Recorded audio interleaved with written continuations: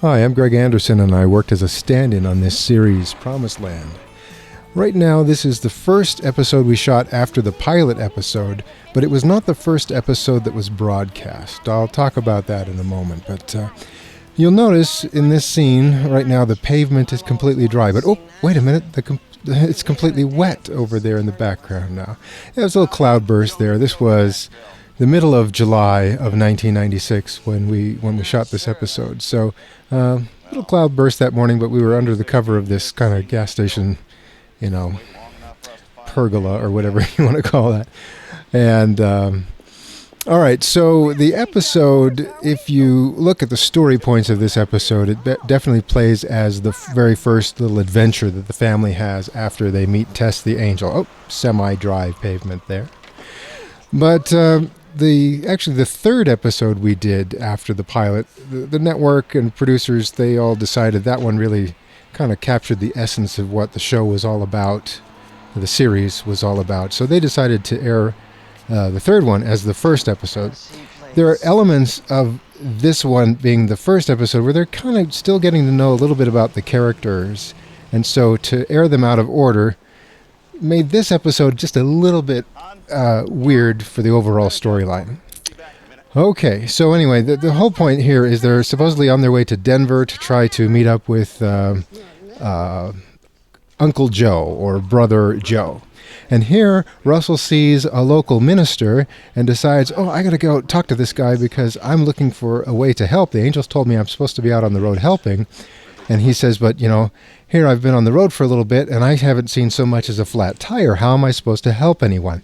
Now, of course, if you see this as the third episode after the pilot, you're like, well, of course they've helped people. What's the deal? All right, this is the real restroom at this truck stop where we were shooting this particular scene. And the truck stop is the TA truck stop, which is on the way to Tooele, west of Salt Lake City. So if you're on Interstate 80, you're heading off towards Tooele, past Stansbury Park. If you just right when you get off of the freeway north of Stansbury Park, the Interstate 80, you'll find this truck stop, the real place. And I have to point out a little mistake that our art department made, because all of a sudden you see in this reverse angle, there's Tess the Angel, and there's Russell. Now notice the stripe pattern in the tiles on the wall. There it's by Russell's elbow, and in the reverse shot, it's quite a bit higher. And, that's because this, right, what you're seeing here is the real restroom, but that is a set. We didn't have Della Reese on the day we were at the real restroom, so she didn't go in there. We just built a set with, two walls. And they did a reasonable job of matching, but the height wasn't quite right. It didn't quite exactly match. And as it plays out, you probably didn't notice, but now you will because I pointed it out. Now, normally I would not point out mistakes by the art department because normally our art department is second to none. They don't make mistakes. They are amazing. I thought I'd just just acknowledge, and just to show you that I'm, I know what I'm talking about. Here's a little mistake, but it's okay. And if you listen closely on the sound, which you're not going to be able to hear because I'm talking, the sound is a little bit different. The sound of the echoey real restroom versus when Della Reese was there in our little sound stage. Okay, so the minister freaked out and gave Russell a wad of cash because he thought Russell wanted money, or Russell was just some kook and he wanted to make him stop bothering him. So okay, now you've got this little subplot here where Russell just got handed a wad of money. He asks the angel Tess, what should I do with this money? And she says, I don't know, keep it, whatever. So that's going to play out here in a little bit. All right, this is the first time we saw the opening sequence, credits sequence that they had created for the show, featuring some actual clips from episodes that had already been shot and some kind of stock footage that they'd gotten from other places. So you're seeing things here that would be eventually showing up in other episodes, or maybe not at all. The show was shot on 16 millimeter film, and just for trivia's sake, I'll tell you we were using Aeroflex 16 SR2 cameras for Promised Land. All right, here we are, and this is a follow-up to something that we had in the pilot episode. Hattie, Grandma here, is desperately looking for something. She's been looking in the trailer, she's been looking in her purse, now she's looking all over under the seats and trying to find something. And again, there were 2 episodes that were broadcast in between the pilot and this, so she wasn't looking for this thing. She was in the pilot. There was a little bit you could see. Then she wasn't looking for it, and now, 2 episodes later, she's suddenly desperately looking for this thing. All right, this scene that you're watching here, we actually shot at Sugar House Park. That's on the kind of the southeast side of the Salt Lake City area. Nice little park. They made it look like just some random campground where the Green family happened to stop on their way towards whatever they were looking for.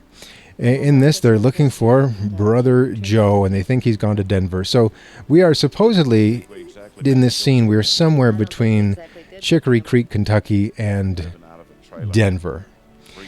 And I thought it played really well to make this look like just some random campground. But it's Sugar House Park. It's a very popular park. Lots of people live in the area, and so lots of people go to Sugar House Park for just general recreation, picnics, go play Frisbee with the kids, go there just after dinner or whatever. All right, now here we are back we're actually just up the road from that truck stop, back near the Tooele exit here. And this is a real motel, or at least it was a real motel at some point. By the time we got there, it didn't look like it had been in operation for a while. I think a private family owned it, and we're just using it. But our art department dressed it up just a little bit, put a new motel sign out in front to make it look like an operating motel, albeit kind of an old place. And it was supposed to look a little bit run down and not well kept. And that will play into the storyline here. Here, Hattie confesses to Claire that she has lost her son's Purple Heart medal. That's the thing she's been looking for this whole time. Joe's Purple Heart. She doesn't know what happened to it. All right, this is the office of the motel, obviously, and what we're looking at here is the real room that was at the real location. And our art department, again, doing their normal, perfect, great job, has dressed this up to look like an active little motel lobby waiting room. And that's Marion Ross. A lot of us remember her from the old Happy Days sitcom as Mrs. Cunningham. That show that did so much for the careers of Ron Howard. Ron Howard already had a career going, but then Happy Days just kind of made him a fixture in American life. And of course, just really launched the career of Henry Winkler as Arthur Fonzarelli. A couple of guys that played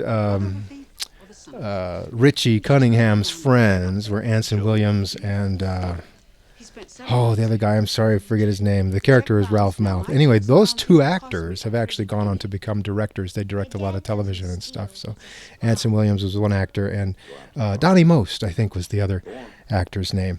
And, getting to know Marion Ross just a little bit while working on the show, what a dear, sweet woman. So genuine, so nice, and we'll talk about the old cast members from Happy Days as though they were her real family.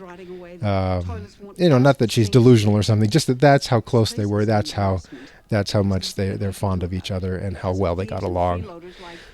So anyway, in this part of the episode, we're establishing that she has just figured out that Russell Green is related to Joe Green. Joe Green stayed a week at her motel, and Joe Green bounced a check, and it's just kind of done a number on her finances because Joe Green did this awful thing to her. So she tells him, hit the road. I don't want to see you anymore. And so the family is going, well, what?